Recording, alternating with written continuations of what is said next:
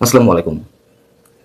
প্রিয় দর্শক, স্বাভাবিক দৃষ্টিতে দেখলে মনে হতে পারে যে এই যে ঐতিহাসিক নির্বাচন ডক্টর মোহাম্মদ ইউনূসের ভাষ্য অনুযায়ী সেখানে এমন কোনো অপ্রীতিকর ঘটনা ঘটেনি বা এমন কোনো সন্ত্রাসী কর্মকাণ্ডের ঘটনা ঘটেনি যা এই নির্বাচনকে প্রশ্নবিদ্ধ করতে পারে।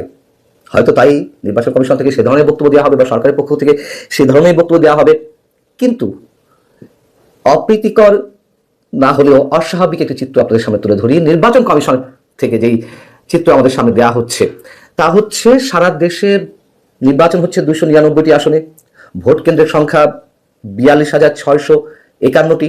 তার মধ্যে মোটামুটি 32,000 ভোট কেন্দ্রে ভোট কাস্টিং এর হার সকাল 11টায় জানানো হলো যে সকাল 11টা পর্যন্ত ভোট পড়েছে 32,000 ভোট কেন্দ্রে বা কিছু কম বেশি ভোট পড়েছে 14.96%। আর 1 ঘন্টা পর এসে বেলা 12টার সময় নির্বাচন কমিশন সচিব তিনি গণমাধ্যমকে জানালেন যে ভোট প্রদানের হার বেলা 12টা পর্যন্ত 32,779টি কেন্দ্রে 18%, 32.88%, অর্থাৎ 1 ঘন্টার মধ্যে প্রায় 18% বেড়ে গেল। 14.96% থেকে 32.88%। যদি আমরা টোটাল ভোটারের বিষয়টি হিসাব করি, সারা দেশে মোট ভোটার 12,76,00,000 সামথিং, 12,76,11,000 মতন। তো যদি 14.96% বেলা 11টা পর্যন্ত পড়ে তাহলে ভোট কাস্টিং হয়েছে মোট 1,90,00,000। আর বেলা 12টার মধ্যে ভোট কাস্টিং দাঁড়ালো টোটাল 4,20,00,000। 1 ঘন্টাতেই 2,30,35,00,000। এটা কি অস্বাভাবিক চিত্র নয়?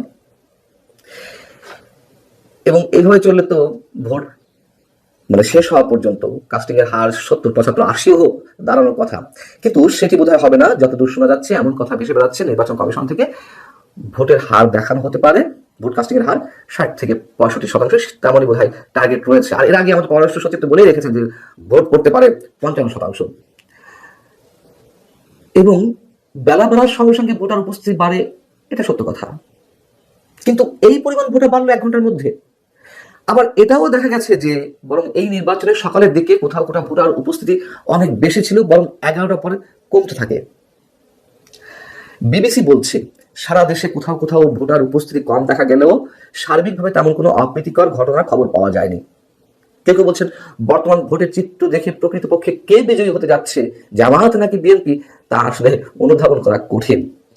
দীর্ঘ লাইনের চিত্র কোথাও কোথাও দেখা গেছে, এটা সত্য কথা। তার তুলনায় আবার দেশের বিভিন্ন স্থানে একেবারে ফাঁকা ভোট কেন্দ্র দেখা গেছে। যেসব জায়গায় ভোটার উপস্থিতি বেশি দেখা গেছে, লাইন দেখা গেছে, সেখানে আবার ভোট দেওয়ার যে গতি সেটি একেবারেই ধীর। অনেকে ভোট দিতে পারেননি, ভোট নাকি আগে দেওয়া হয়ে গেছে। অসংখ্য অসংখ্য অভিযোগ আপনারা দেখেছেন, এর মধ্যে সোশ্যাল মিডিয়াতে এসেছে, বিভিন্ন টেলিভিশন চ্যানেলেও দেখা হয়ে গেছে, ভোট আগে দেওয়া হয়ে গেছে। গোপন কক্ষে একাধিক জায়গায়, একাধিক বলে তো 1, 2, 3 জায়গা বোঝায়, অনেক অনেক জায়গায় গোপন কক্ষে 4জন 5জন মিলে কোথাও নারীরা একসঙ্গে ভোট দিচ্ছে, কোথাও পুরুষরা একসঙ্গে মিলেমিশে ভোট দিচ্ছে গোপন কক্ষে। কোথাও কোথাও আবার ব্যালট মারা সিল পাওয়া গেছে, শত শত ব্যালট পেপার। শেরপুর সহ দেশের বিভিন্ন স্থানে এ ধরনের ঘটনা ঘটেছে। আবার অনেক জায়গায় একই প্রতীকের এজেন্ট বিভিন্ন কেন্দ্রে দেখা গেছে। যেমন ডয়েচে ভেলে, আন্তর্জাতিক গণমাধ্যম ডয়েচে ভেলের যে লাইভ, সেখানে দেখা গেছে যে একাধিক কেন্দ্রে, অনেক কেন্দ্রে একই প্রতীকের একাধিক এজেন্ট। এবং রেজাল্ট শিট আগে থেকে তৈরি ছিল। কোথাও কোথাও রাত থেকেই তো আমরা জানি যে সন্ধ্যা 7টা থেকেই ব্যালট পেপার প্রস্তুতি চলেছে, ব্যালট পেপার সাজিয়ে রাখা হয়েছে যাতে সিল মারা হয়। আমার কেউ কেউ বলছে না, এটি প্রস্তুতি, আগাম প্রস্তুতি নিয়ে রেখেছে। সারা রাত তো অনেক কিছু ঘটেছে, অনেক কিছু। সকালে এসে সার্বিকভাবে চিত্র খানিকটা পাল্টে গেছে। শান্ত পরিবেশ যদি বাস্তবতা, আবার সংঘর্ষ, অপ্রীতিকর অবস্থা যে নিশ্চয়ই হয়নি তা নয়, অবশ্যই উল্লেখযোগ্য সন্ত্রাসী কর্মকাণ্ডের ঘটনা ঘটেছে। রাতে যেমন রেজাল্ট শিটে, ফাঁকা রেজাল্ট শিটে সিগনেচার নিয়ে নেওয়া হচ্ছিল কোনো কোনো প্রেজাইডিং কর্মকর্তা, পোলিং এজেন্টদের কাছ থেকে। আবার সকালে এসেও নওগাঁ সহ দেশের বিভিন্ন স্থানে একইভাবে ভোট গ্রহণ শেষ হওয়ার আগেই রেজাল্ট শিটের সিগনেচার নেওয়ার চেষ্টা ঘটেছে। কাউকে কাউকে আটক করা হয়েছে এবং সিল মারার বিষয়গুলো আমরা দেখেছি। অনেক ব্যালট পেপারে সিলের ছবি বেরিয়েছে আগে থেকে, ভোট শুরু হওয়ার আগে থেকেই। এই যে ঐতিহাসিক নির্বাচন, আগেই বলেছি, নির্বাচন কমিশন কার্যালয় কিংবা সিইসি অথবা সরকারের পক্ষ থেকে দাবি করা হবে এগুলো কিছু নেই, এগুলো কিছু কিছু জায়গায় হয়েছে, এটি কম বেশি সব নির্বাচনে হয়েছে বা হয়ে থাকে। কিন্তু আমরা এখনো পর্যন্ত কেউ প্রেডিক্ট করতে পারছি না যে আসলে কি ঘটছে ভিতরে। কাকতালীয় নয়, কোনো বিশেষ হিসেব নিকেশ থেকে কিছু ঘটবে কিনা আমরা আদৌ ঠিক নিশ্চিত করে বলতে পারছি না। তবে সন্দেহ সংশয় অবশ্যই রয়েছে। হ্যাঁ, নির্বাচন নিয়ে অনেকে সন্দেহ করেছিল যে নির্বাচন আদৌ হবে কিনা, কিন্তু নির্বাচন হয়তো হয়েছে, কিন্তু এই জিনিসটা কেউ কল্পনা করতে পারেনি যে এই নির্বাচন যদি অনুষ্ঠিত হয়, সেই নির্বাচনও 2018 সালের দিনের ভোট যেমন রাতে হয়েছিল, আগের দিন রাতে রাত 10টা থেকে, এখানে সন্ধ্যা 7টা থেকে এইবার বিভিন্ন ধরনের ঘটনা ঘটতে থাকবে। এটি আসলে অস্বাভাবিক, যা অনেকের ধারণার বাইরে ছিল, তাই ঘটেছে।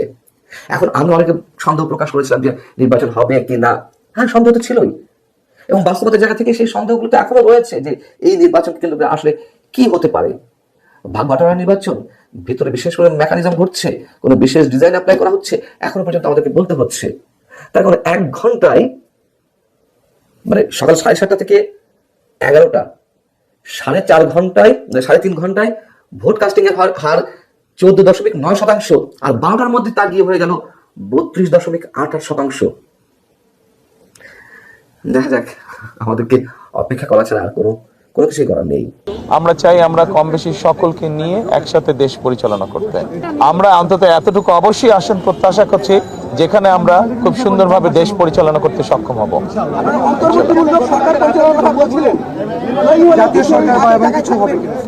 আমরা বলেছি যে আমরা যে সকল রাজনৈতিক দলকে একসাথে নিয়ে আমরা আন্দোলন সংগ্রাম করেছি, আমরা চাই আমরা কম বেশি সকলকে নিয়ে একসাথে দেশ পরিচালনা করতে।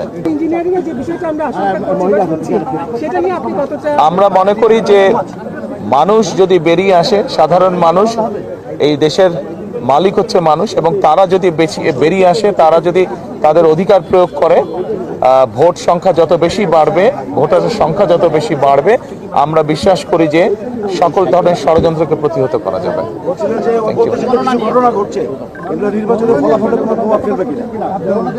এগুলা নির্বাচনে যারা এইসব ঘটনা ঘটাচ্ছে তাদের প্রতি তো মানুষের বিরূপ ধারণা হবে বলে আমরা বিশ্বাস করি, কারণ ঘটনাগুলো তো ভালো না। তারা তো বিভিন্নভাবে বিভ্রান্ত করার বা অনৈতিক কাজ করার তারা চেষ্টা করছে, কাজে তাদের প্রতি নিশ্চয়ই মানুষের বিরূপ ধারণা হবে। ফল গণনা নিয়ে কেন দেরি হবে? দেরি হবার কোনো কারণ নাই। কেন দেরি হবে? আমরা সমগ্র দেশের মানুষ যেখানে একটি দ্রুত তারা যা ভোট দিয়ে এসছে তার ফল তারা দ্রুতই চাইবে। আমরা আশা করব যে নির্বাচন কমিশন চেষ্টা করবে যাতে দেশের মানুষ দ্রুত তার ভোট প্রদানের যে ফল সেটা তার